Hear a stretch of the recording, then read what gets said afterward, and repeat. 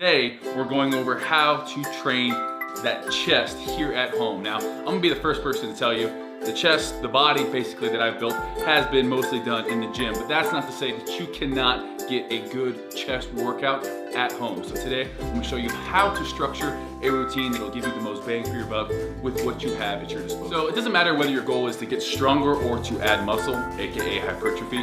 The way we do that is by progressive overload. Now that is very easily done in the gym. Here at home without weights, there's two ways we're gonna accomplish that. First, it's by creating angles so that we target the muscle in specific ways that we're able to overload that muscle. The second way is time under tension of any targeted muscles.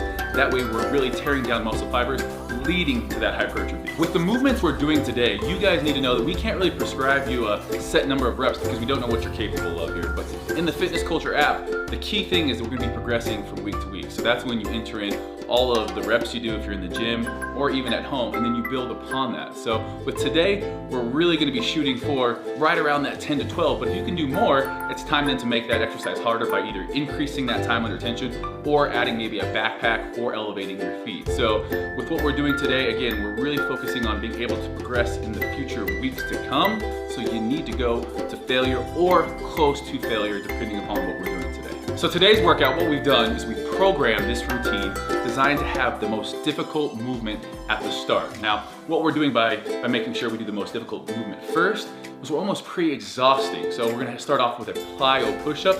This is gonna really overload that chest, and then from there, we're gonna subsequently follow with easier movements. So it's almost like extending the set, but we're making sure that we're hitting the chest with a variety of movements, with a variety of angles. So we're training the upper chest, the lower chest, the inner chest. And you're gonna see that even though it's supposed to get easier, you'll still stick basically within that rep range to failure because we're only giving you a certain period of rest time that really is gonna keep you working throughout the entire giant set. The plyometric push-up. Now this is gonna be super demanding on our central nervous system, and that's exactly why it's first in this routine. So we're gonna start out on top of the chairs or plyometric boxes if you're in the gym. And pretty much what we're gonna be doing is dropping down to our chest. Now, because we're dropping down, we're gonna elicit a lot of motor units in that, high threshold motor units, to catch ourselves, not allowing our face to smack the ground, and then to explode back up onto the boxes. So, first movement, we've set up our chair shoulder width apart. We're gonna set up, feet on the ground in a nice upright push-up position. From here, we're just gonna drop. Boom, catching ourselves and exploding back up onto the chair.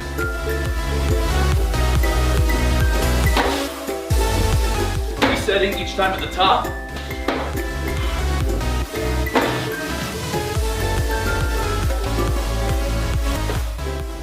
Full range of motion as well. Starting to fatigue. One more. You can see why we can't go to absolute failure on this. We'd be missing the chair falling on our face. Now, if you can't do the plyometric push-up on the chairs, clapping push-ups all the way down. With this, we're not generating as much force on the way down. Obviously, dropping from an elevated position, we're generating a lot more force, but this is a great one. If you can't do clapping push-ups, perform them on your knees. Whatever it is that you can do, stick with that. Make sure you're getting at least 10 reps. All right, guys, as soon as you're done with the plyo push-ups, get those chairs out of the way. Give yourself about 20 seconds rest maximum. Find a wall that you can put your feet against, and we'll be performing a pike push-up. Now, a pike push-up, because of our arm angle, think of the way when you're doing an incline bench press, you have your arm angle up above more towards your head. That's exactly what we're recreating by doing this pike push-up. So we're gonna be up in this pike position, booties up in the air. This is probably one of the only times I'm gonna ever say, hey, put your booty in the air. You can also do these by putting your feet on the wall. It's getting this angle right here with our hands. From there, we're gonna press down. I actually like doing the pike variation a little bit more. You can crank out a little bit more reps. So, boom, booties in the air, lean forward, push back. I'm not pushing up from here. You can see my head is behind my hands as I push forward. They're between my hands, my head's between my hands, and then I'm back to that starting position. This is gonna be a great developer for that upper chest. Squeeze all along. I don't want my elbows flaring out here. Going to failure here on this one. Hey.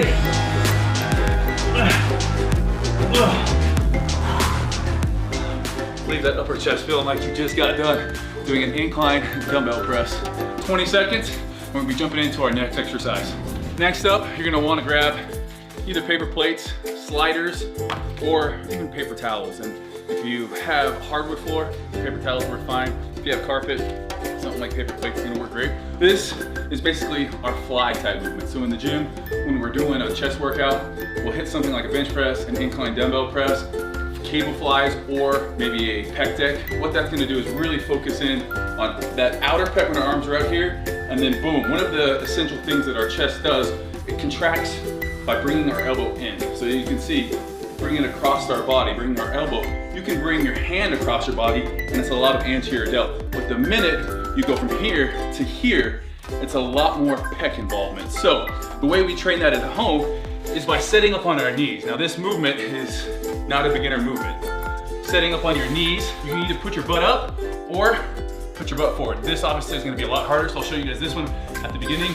We're gonna start out here, keeping our arms almost all the way straight. We don't want to be completely locked out, but almost all the way straight. We're going to be bringing it to the top and squeezing. You can see the amount of chest activation that goes on by doing that. Now, if you want to push the hips through, it's going to make it a little bit harder. Nice and slow. Again, one of the things we talk about is time under tension. 3 seconds, followed by 3 seconds on the way back in. Squeeze here. A lot of chest activation. Outer pec right there coming in. Now we're working that inner pec.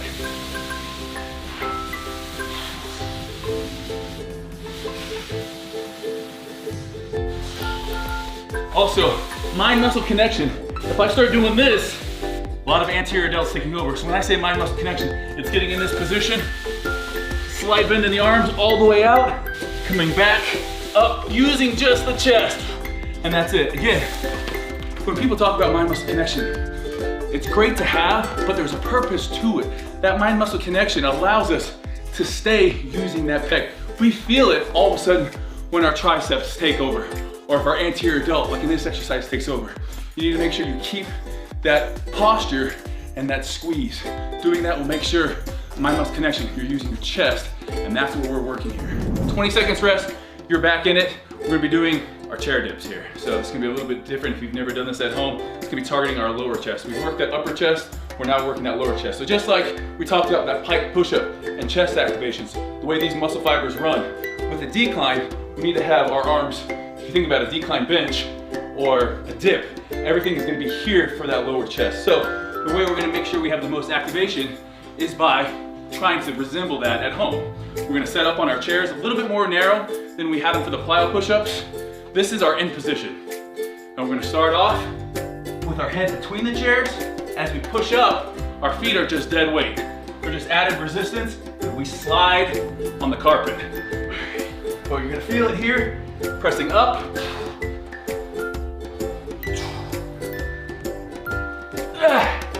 Again, keeping that mind-muscle connection. Working that lower pec, trying to take that anterior delt out of it by making sure we're in proper anatomical position. As we come up, I'm not here, keeping that chest nice and tight, scooping, squeezing, back down. Last one. Again, when I say to failure, it's failure with perfect form. Otherwise, we're gonna be using all of those triceps. We're gonna be walking out here, doing this. These types of movements, when we're really looking to target a more specific area, you gotta make sure that you're using the right angles, creating that tension, creating that angle to where we're utilizing our lower pec. This is a great chest workout.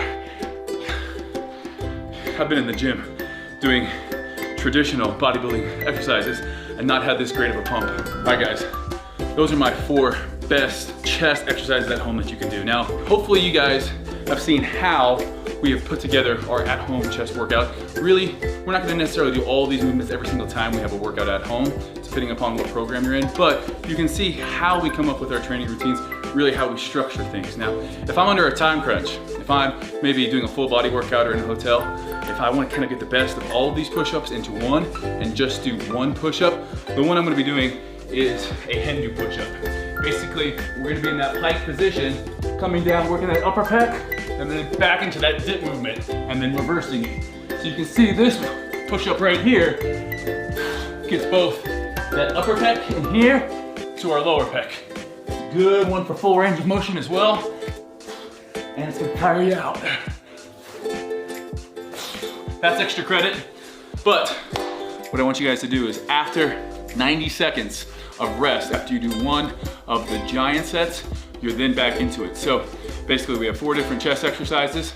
We have 3 rounds, 20 seconds in between each exercise, 90 seconds when you complete a full circuit. So this one, it's gonna get you pumped real quick, but also training to failure, we're gonna be getting more than just a nice pump out of it. We're gonna be breaking down those muscle fibers. So make sure, just like when you're training in the gym, your nutrition, even though you might be at home, training at home, your nutrition has to be on point. Because if you're not getting adequate nutrition, you're not gonna be able to grow muscle.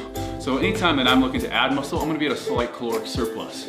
Now, it's not to say that you can't add muscle and get leaner at the same time. That's in a whole nother video entirely, but it usually takes a lot more time. It's a slower process, and it all depends on someone's age, their experience levels. So we'll come into that in another video entirely, but hopefully you guys enjoyed this chest workout. I gotta get back to my next 2 rounds. Hopefully you guys have enjoyed this. Smash that like button. Make sure you subscribe and let me know what you want.